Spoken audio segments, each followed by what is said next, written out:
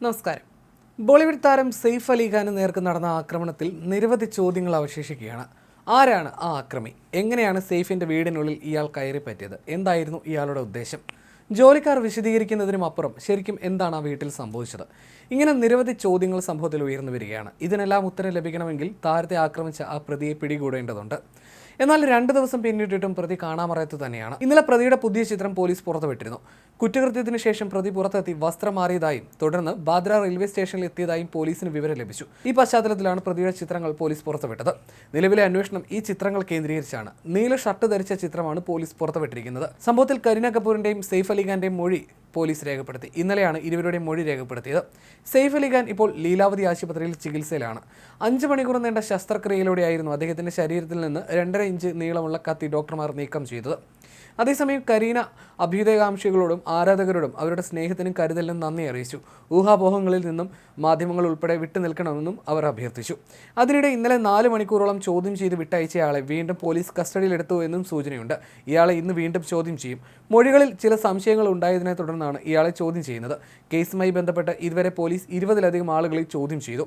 സെയ്ഫ് അലി ഖാന്റെ വീട്ടിലെ ജോലിക്കാർ, സെക്യൂരിറ്റി, മറ്റു ജീവനക്കാർ തുടങ്ങിയവരുടെ വിശദമായ മൊഴിയെടുത്തു. അന്നേ ദിവസം അവരെവിടെയെന്ന് പരിശോധിച്ച പോലീസ് മൊബൈൽ ഫോൺ രേഖകളടക്കം പരിശോധിക്കുന്നുണ്ട്.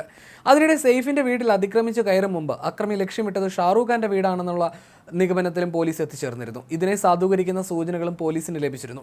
ജനുവരി 14 ഷാറൂഖ് ഖാന്റെ വസതിയായ മന്നത്തിന് സമീപം സംശയകരമായ ചില നീക്കങ്ങൾ നടന്നതായിട്ടാണ് പോലീസ് കണ്ടെത്തിയിരിക്കുന്നത്.